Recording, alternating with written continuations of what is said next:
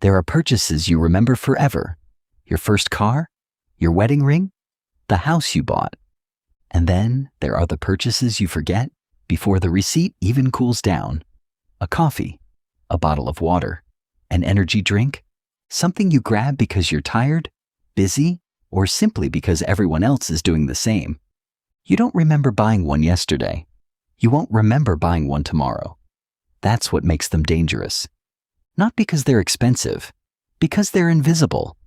Imagine it's 7:50 in the morning and you're third in line.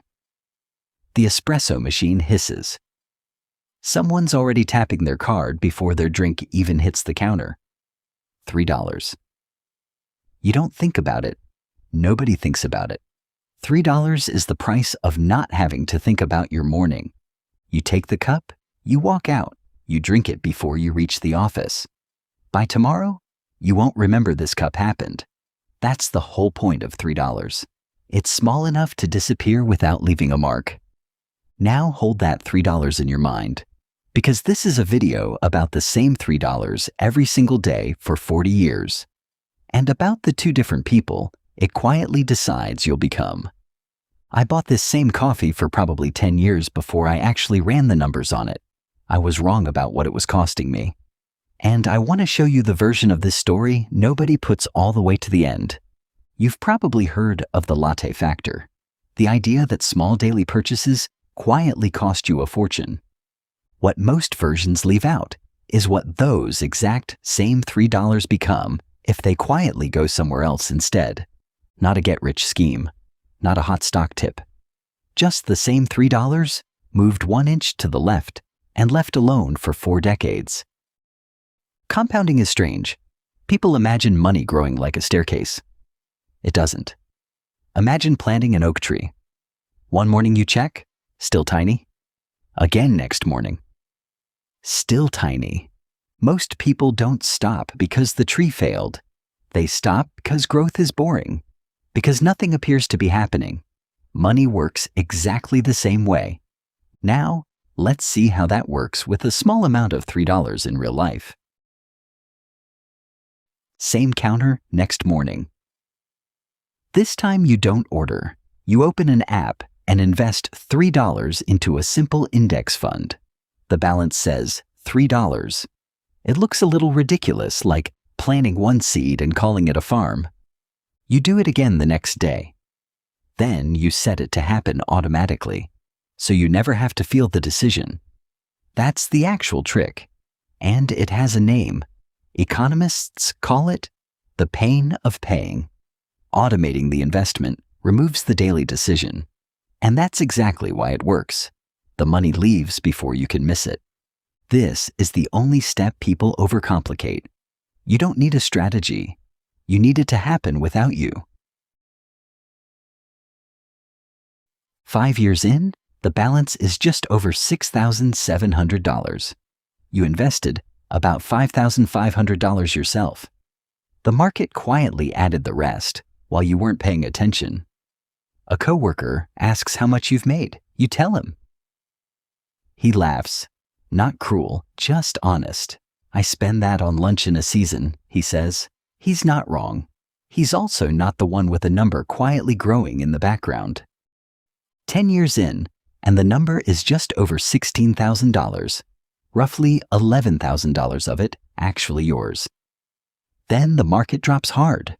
Headlines use the word crash. Your balance falls with it. A friend who sold everything tells you he saw it coming. You don't sell, you just don't check the app for a while, and you let the $3 keep going out the door while everything is cheaper than it's been in years. This is the only skill that actually matters here. Not predicting the crash, just not flinching during it. Something strange happens this year. You've contributed about $21,900 across 2 decades, $3 at a time. And for the first time, the account holds more than that. The balance reads around $53,700. Compounding grows like a snowball. For years, it looks like almost nothing is happening. And then, one day it gets hard to stop. Up to now, you were pushing the number uphill. Now it's rolling on its own. One afternoon, you open the app almost by accident, expecting another small, forgettable milestone. Instead, you notice something. Over the last 12 months alone, the account grew by about $11,500. More than the entire $11,000 you contributed across the previous 10 years combined. The balance is around $136,000. You have put in $33,000 of it. The other $103,000 was never money you earned. It was time, given room to work. There was a man named Ronald Read. He never earned much. He was a gas station attendant, later a janitor. What he did was use his paychecks to buy stocks, small pieces of ordinary well-known companies, and almost never sold. When those companies paid him a little cash back each year, called a dividend, he used it to buy a few more shares instead of spending it. He kept many of those investments for more than 50 years. By the time he died at 92, people discovered he'd built an $8 million portfolio, most of which he left to his local library and hospital. No lottery ticket, no inheritance, no startup. Just decades of buying ordinary companies and refusing to interrupt time. Balance. Almost $320,000. Of that, you personally put in around $44,000, the actual cost of every coffee you skipped, $3 at a time for 40 years. The other $275,000 is growth. You earned every dollar you invested. You didn't earn most of the money you retired with. You did not pick a winning stock. You did not time anything. You skipped one coffee run, roughly, and let the smallest possible amount sit in the most boring possible place for the longest possible time. People think money works harder because you found a better investment. Usually it works harder because you finally gave it enough time. Maybe you're not 25. Start at 45. Start at 50. The math doesn't punish you for starting late. It just hands you a shorter runway. Start the same $3 a day at 45, and by 65, you would have around $53,800.